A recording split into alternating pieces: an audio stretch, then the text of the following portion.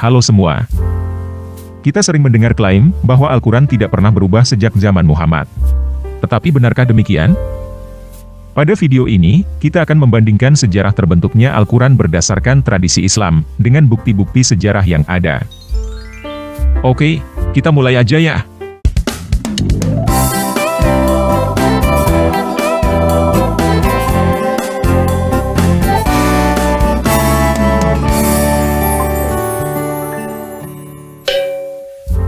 Nah, menurut tradisi Islam, Al-Quran pertama kali diturunkan kepada Muhammad melalui malaikat Jibril di Gua Hiro pada tahun 610. Muhammad dan para sahabatnya pindah dari Mekah ke Medina pada tahun 622, dan Muhammad meninggal pada tahun 632. Periode waktu antara tahun 610 sampai 632 ini disebut periode pewahyuan kepada Muhammad. Semua ayat di dalam Al-Quran diturunkan di dalam rentan waktu 22 tahun ini. Ayat-ayat yang turun antara tahun 610 sampai 622 disebut ayat-ayat Mekah. Sedangkan, ayat-ayat yang turun antara tahun 622 sampai 632 disebut ayat-ayat Medina. Menurut tradisi Islam, Al-Quran belum dibukukan ketika Muhammad meninggal. Setelah Muhammad meninggal, penggantinya yang bernama Abu Bakar, memerintahkan Zaid bin Sabit untuk mengumpulkan dan membukukan ayat-ayat yang diwahyukan kepada Muhammad. Hasil pengumpulan ini kemudian diserahkan kepada Abu Bakar. Abu Bakar meninggal pada tahun 634. Jadi, dalam kurun waktu 2 tahun, Zaid bin Sabit berhasil membukukan Al-Quran yang disebut Mushaf Abu Bakar. Setelah Abu Bakar meninggal, mushaf ini diwariskan kepada Umar bin Khattab, dan disimpan oleh Hafsyah, yang merupakan putri Umar, dan istri Muhammad. Umar meninggal pada tahun 644. Jadi, dia memerintah selama 10 tahun.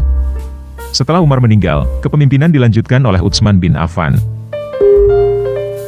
Pada masa Utsman ini, entah bagaimana terjadi pembacaan Al-Quran yang berbeda-beda, yang disebut qiraat. Jadi Utsman kembali memerintahkan Zaid bin Sabit untuk membuat salinan Al-Quran berdasarkan Mushaf Abu Bakar, mendistribusikan salinan Al-Quran itu, dan membakar Al-Quran versi lain, yang bukan dibuat oleh mereka. Zaid membuat 7 salinan, lalu mengirim ke-7 salinan itu, ke Mekah, Syam, Yaman, Bahrain, Bashrah, Kufah, dan Madinah. Lalu semua Al-Quran versi lain yang ada, baik berupa lembaran fragmen atau apapun juga, dibakar. Setelah itu, Mushaf Abu Bakar yang asli dikembalikan kepada Hafsyah binti Umar. Proses yang disebut standarisasi Al-Quran ini, dianggap selesai pada tahun 650. Menariknya, adalah salinan Al-Quran ini tidak disebut Mushaf Abu Bakar, tetapi disebut Mushaf Utsman. Jadi, tentunya ini berarti ada perubahan yang terjadi dari Mushaf Abu Bakar ke Mushaf Utsman. Karena, jika tidak ada perubahan, tentunya tidak akan disebut Mushaf Utsman. Perbedaan yang terjadi menurut tradisi Islam, adalah standarisasi cara penulisan atau rasm, dan standarisasi qiraat menjadi dialek Quraisy. Ada sebuah tradisi di dalam Islam, yang mengatakan bahwa Al-Quran diturunkan kepada Muhammad dalam 7 ahruf, atau 7 qiraat. Jadi, masalah 7 ahruf atau 7 qiraat ini, sudah diselesaikan oleh Utsman, dengan menetapkan rasm dan dialek Quraisy. Dan sekitar tahun 650, seharusnya hanya ada 8 buku fisik, yang disebut Al-Quran. 7 salinan Mushaf Utsman yang dikirim ke 7 daerah, dan 1 lagi Mushaf Abu Bakar, yang disimpan oleh Hafsyah. Namun, menurut Abu Dawud, Mushaf Abu Bakar ini kemudian dibakar, oleh Marwan bin Al-Hakam, sekitar tahun 680-an. Nah, itu adalah sejarah singkat Al-Quran, yang biasanya diceritakan berdasarkan tradisi Islam. Dan sekarang ini, umat muslim percaya, bahwa Al-Quran yang mereka pegang pada saat ini, persis sama dengan Al-Quran versi Utsman. Tetapi, masalahnya, tradisi Islam yang kita dengar ini, baru ditulis ratusan tahun setelah peristiwa. Sebagai contoh, Abu Dawud yang menceritakan tentang pembakaran Mushaf Abu Bakar, lahir pada tahun 818, di Sistan Iran, dan meninggal pada tahun 889, di Basra, Irak. Jadi, cerita tentang pembakaran Mushaf Abu Bakar itu, baru ada kira-kira 200 tahun setelah peristiwa. Wajar jika kita meragukan kebenaran cerita itu. Apakah benar Marwan bin Al-Hakam membakar Mushaf Abu Bakar? Jika Marwan bin Al-Hakam tidak membakar Mushaf Abu Bakar, di mana Mushaf Abu Bakar itu sekarang? Jadi, bagaimana caranya kita menguji kebenaran cerita yang kita dapat dari tradisi Islam? Ada dua hal yang bisa kita gunakan untuk menguji hal ini. Yang pertama adalah bukti peninggalan naskah-naskah itu sendiri. Dan yang kedua adalah catatan sejarah yang ditulis oleh orang-orang non-Muslim. Saya sudah membuat video yang menjelaskan lebih detail tentang kedua topik ini. Jadi, saya tidak akan membahasnya kembali dengan detail, tetapi saya akan menunjukkan hal-hal penting yang relevan dengan topik kita dalam bentuk lini masa. Yang pertama tentang naskah kuno yang masih ada sampai sekarang. Sebagai perbandingan, salah satu naskah kuno tertua Alkitab yang paling lengkap adalah Codex Vaticanus. Kodeks ini berisi seluruh Perjanjian Lama dan Perjanjian Baru, kecuali beberapa halaman yang hilang. Kodeks ini ditulis di atas perkamen sekitar tahun 325 sampai tahun 350 Masehi. Jadi, naskah ini ditulis sekitar 300 tahun sebelum Muhammad lahir, dan masih ada sampai sekarang. Jika kita punya naskah lengkap Alkitab yang ditulis sebelum Muhammad lahir, tentunya kita berharap ada naskah Al-Quran yang lengkap dan masih tersimpan sampai sekarang. Apalagi, tradisi Islam menceritakan dengan jelas kapan dan di mana naskah-naskah itu ditulis dan dikirim. Seharusnya, 7 salinan Mushaf Utsman masih ada sampai hari ini. Pertanyaannya, apakah ada naskah-naskah Al-Quran yang ditulis sekitar tahun 650? Jawabannya, ada. Tetapi, kesimpulan yang akan kita dapatkan dari naskah-naskah itu, tidak sama dengan cerita yang kita dapat dari tradisi Islam. Setidaknya ada 3 naskah Al-Quran terkenal, yang diperkirakan ditulis pada abad ke-7, yaitu, Fragmentubingen, Naskah Sana'ah, dan Codex Parisino-Petropolitanus. Fragmentubingen diperkirakan ditulis antara tahun 649 sampai tahun 675 dalam Abjad Hijazi. Isinya adalah Al-Quran surat 17 ayat 35 sampai surat 36 ayat 57. Jadi, hanya sekitar 25% dari Al-Quran yang ada sekarang ini. Sedangkan, Naskah Sana'ah mempunyai 2 lapisan. Lapisan bawah adalah tulisan aslinya, yang kemudian dihapus dan ditimpa dengan tulisan lapisan atas. Baik lapisan bawah dan lapisan atas ditulis dalam Abjad Hijazi. Lapisan atas diperkirakan ditulis sekitar tahun 670, dan hanya berisi sekitar 41% dari Al-Quran yang ada sekarang ini. Codex Parisino-Petropolitanus sedikit lebih muda daripada Fragmentubingen dan Naskah Sana'ah, tetapi masih dari abad ke-7. Isinya hanya sekitar 46% dari Al-Quran yang ada sekarang ini. Jadi, naskah-naskah Al-Quran dari abad ke-7 hanya berisi sebagian dari Al-Quran yang ada sekarang. Semakin muda, isinya semakin banyak, dan tidak ada yang lebih dari 50%. Naskah Al-Quran yang lebih dari 50% baru ada setelah abad ke-7. Di antaranya, Codex Beliter OR 2165 yang mencapai 57%. Kodeks ini masih ditulis pada zaman dinasti Umayyad, dan masih menggunakan Abjad Hijazi. Naskah tertua Al-Quran yang dianggap paling lengkap adalah naskah Topkapi, yang berisi sekitar 99% dari Al-Quran yang ada sekarang. Naskah Topkapi ini ditulis pada abad ke-8, setelah berganti dinasti menjadi Abbasid, dan ditulis dengan Abjad Kufi. Apakah yang 99% itu sama persis dengan Al-Quran yang ada sekarang? Tentu saja tidak. Tetapi, kita tidak membahas perbedaan-perbedaan itu pada video ini. Kita hanya melihat dari sisi jumlah isi yang ada di dalam naskah-naskah itu. Naskah-naskah itu menunjukkan bahwa isi Al-Quran terus bertambah selama 100 tahun pertama, sejak kematian Muhammad sampai runtuhnya dinasti Umayyad. Yang paling mengejutkan adalah penemuan naskah Birmingham. Naskah Birmingham ini hanya berisi sebagian Al-Quran surah 18 sampai surah 20, ditulis dalam Abjad Hijazi dan diuji karbon pada tahun 2015. Hasil uji karbon menunjukkan bahwa naskah ini kemungkinan ditulis pada tahun 568. Tahun 568 itu adalah waktu sebelum Muhammad pertama kali menerima wahyu. Muhammad pertama kali menerima wahyu pada tahun 610. Tahun 568 itu bahkan sebelum Muhammad lahir. Muhammad lahir pada tahun 570. Penemuan ini membubarkan semua cerita tentang Al-Quran yang diturunkan kepada Muhammad melalui malaikat Jibril. Karena, ternyata, Al-Quran surah 18 sampai surah 20 sudah ada dalam bentuk tertulis sebelum Muhammad menerima wahyu. Jadi, bukti-bukti sejarah menunjukkan bahwa Al-Quran mengalami penambahan dalam kurun waktu yang sangat lama. Pada abad ke-6, sebelum Muhammad menerima wahyu, surah 18 sampai surah 20, sudah ada dalam bentuk tertulis, di dalam naskah Birmingham. Pada abad ke-7, setelah Muhammad meninggal, bahkan setelah Utsman meninggal, naskah-naskah Al-Quran hanya berisi kurang dari 50% Al-Quran yang ada sekarang. Isi naskah Al-Quran terus bertambah sampai mencapai 100% di naskah Topkapi pada abad ke-8, ketika dinasti Umayyad berakhir, dan digantikan oleh dinasti Abbasid. Jarak waktu dari naskah Birmingham sampai Topkapi, hampir 200 tahun. Dari kematian Muhammad sampai berdirinya dinasti Abbasid, kira-kira 120 tahun. Cerita tentang Muhammad dan terbentuknya Al-Quran sendiri, pertama kali diterbitkan oleh Ibnu Ishaq, kurang lebih pada saat peralihan dari dinasti Umayyad ke dinasti Abbasid. Lebih dari 100 tahun setelah Muhammad meninggal. Jadi, ada kemungkinan, sebagian isi Al-Quran adalah pseudo Muhammad. Artinya, ada sebagian isi Al-Quran yang bukan berasal dari Muhammad, namun dianggap berasal dari Muhammad. Contohnya surah 18 sampai surah 20, yang sudah ada sebelum Muhammad menerima wahyu. Itu artinya, ada orang lain yang membuat surah 18 sampai 20, namun dianggap sebagai wahyu yang diturunkan kepada Muhammad. Nah, kita sudah membahas pada video lain, bahwa sangat aneh jika seseorang yang dianggap sangat penting, tetapi kisah tentang hidupnya, baru ditulis lebih dari 100 tahun setelah orangnya meninggal. Jadi, berdasarkan berbagai fakta catatan sejarah yang ada, kemungkinan Muhammad itu adalah tokoh fiksi, yang dikarang oleh Ibnu Ishaq, berdasarkan kisah hidup beberapa orang menjadi satu. Di antaranya adalah kisah hidup Iyas ibnu Kabsyah, Marwan bin Al-Hakam, Kutam, Umayyah bin Abi Al-Salt, dan Nabi Mani.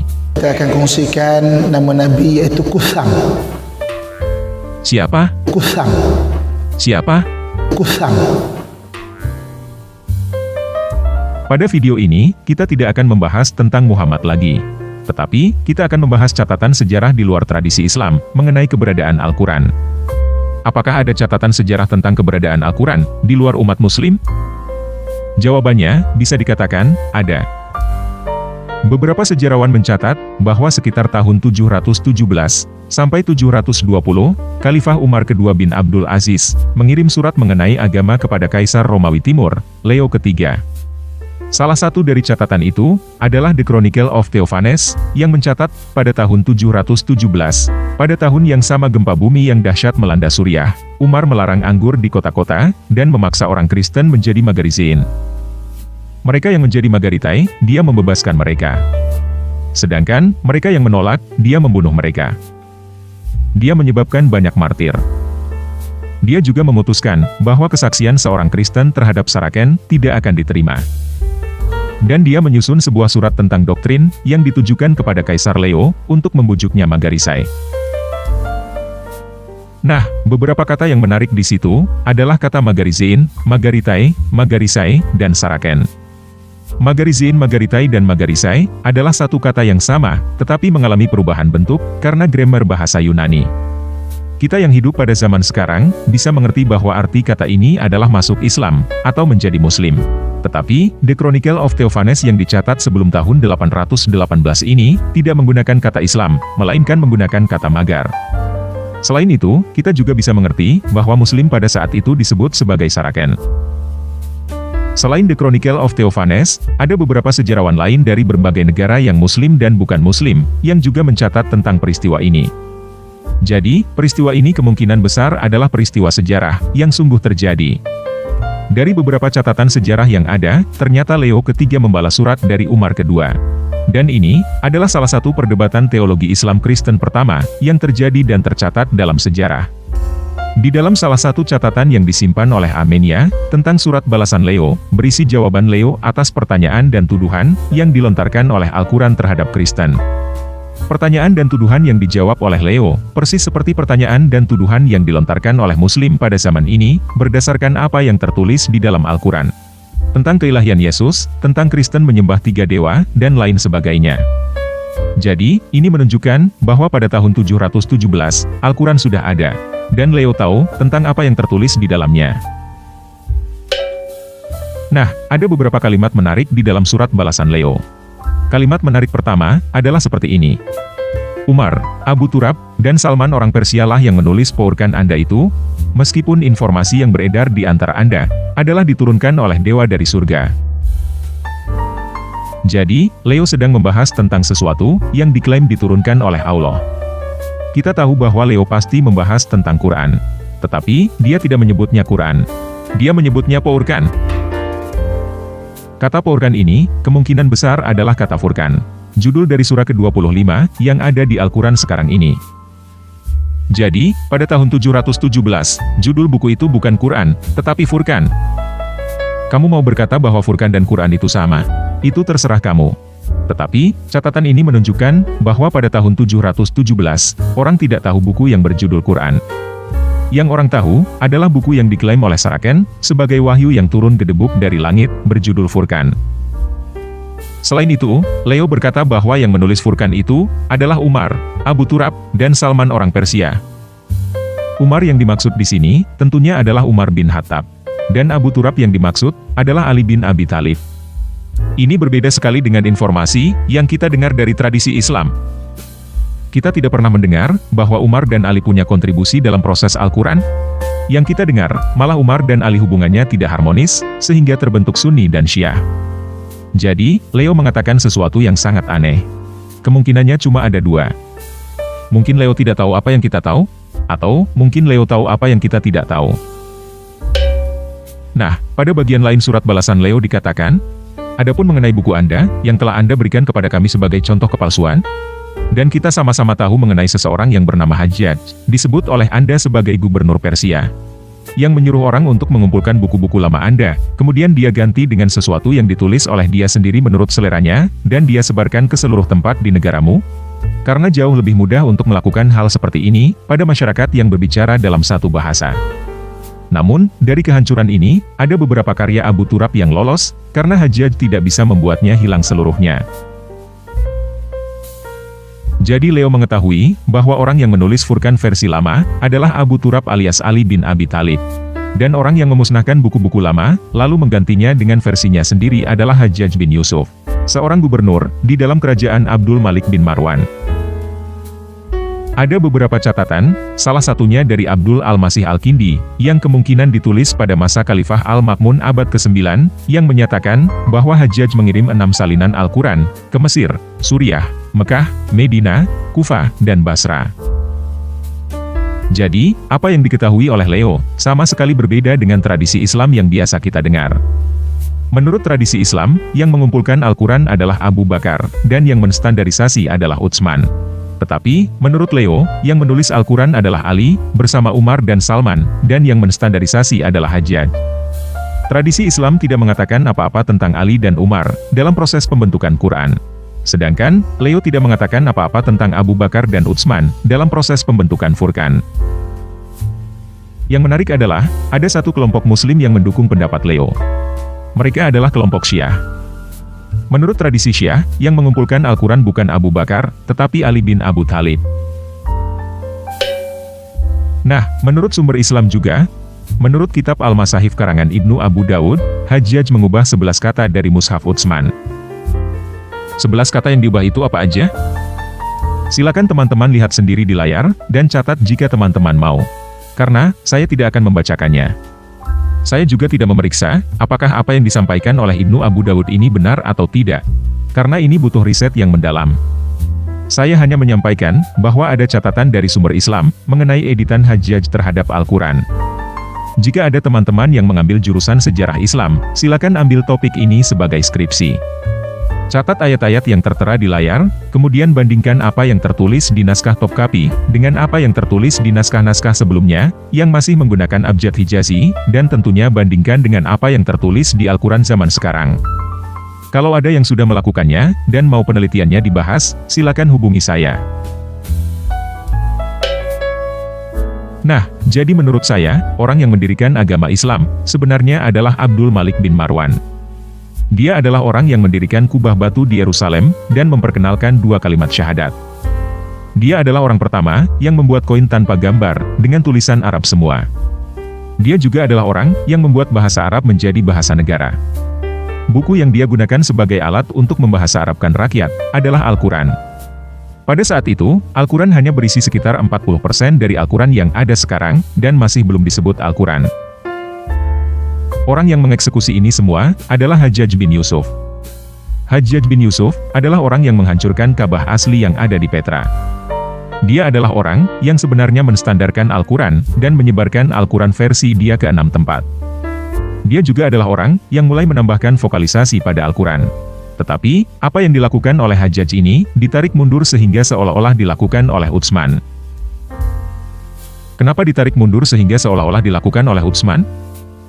Karena, dinasti Umayyah mendapatkan legitimasi kekuasaan dari Utsman. Utsman adalah keturunan Bani Umayyah. Kemungkinan, karena lebih mudah bagi Abdul Malik dan Hajjaj untuk melakukan perubahan, jika berkata bahwa ini berasal dari Utsman, daripada berkata bahwa ini dari mereka sendiri. Jadi, ada kemungkinan Al-Quran memang dikumpulkan oleh Ali, Umar, dan Salman, tetapi kerajaan Umayyah mengubah cerita, supaya Ali tidak terlalu ditinggikan. Sehingga, kontribusi pengumpulan Al-Quran diberikan kepada Abu Bakar, dan standarisasi Al-Quran diberikan kepada Utsman, padahal sebenarnya dilakukan oleh Hajjaj. Setelah Hajjaj, Al-Quran terus dimodifikasi dan dikembangkan oleh banyak orang, semakin diberikan tanda baca dan lain-lain, sehingga timbul banyak varian.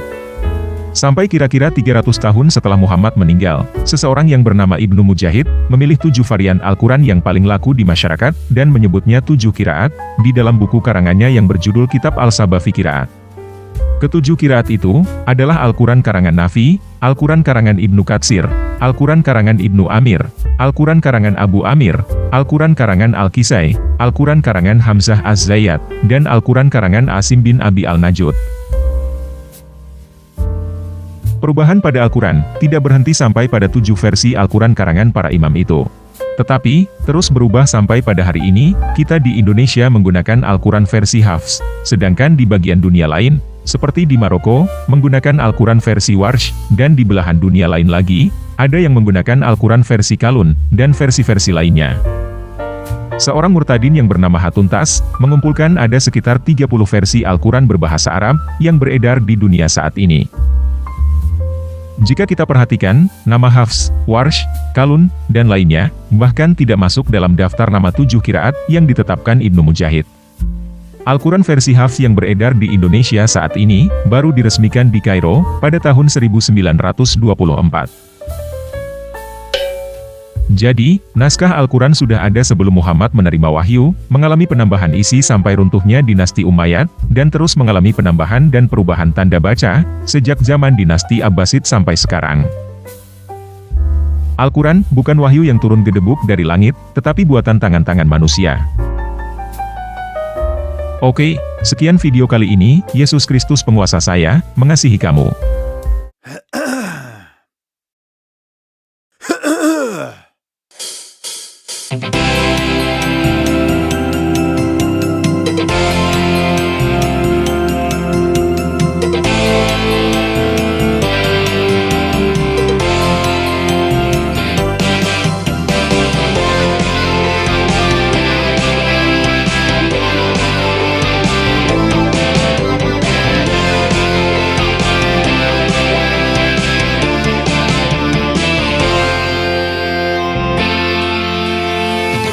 Terbang tinggi bagaikan seekor raja wali. Walaupun badai topan menerpa, bukan lalu. Sebab Yesuslah Tuhanku, Dia menjagaku selalu. Walaupun ku lewati lembah yang gelap dan sunyi, takkan takut ataupun gentar, Dewa di sisi. Sebab Yesuslah gembalaku, terang bagi jalanku. Ku berlari dan ku berlari, ku tak akan lelah. Ku kan terbang tinggi di dalam naungan sayapnya. Ku berlari dan ku berlari, ku tak akan lelah. Ku menari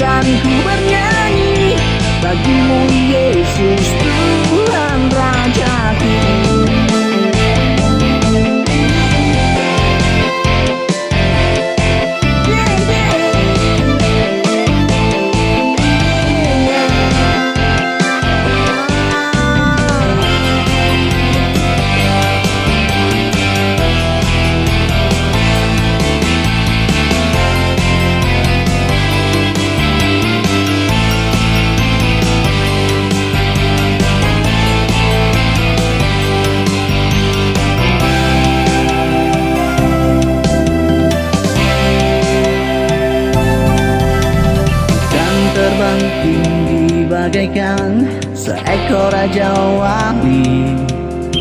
Walaupun badai topan menerpa, ku kan lalui sebagai sesuatu hantu yang menjagaku selalu. Walaupun kanan kiriku rebah, ku tak akan goyah, sebab kepada Tuhan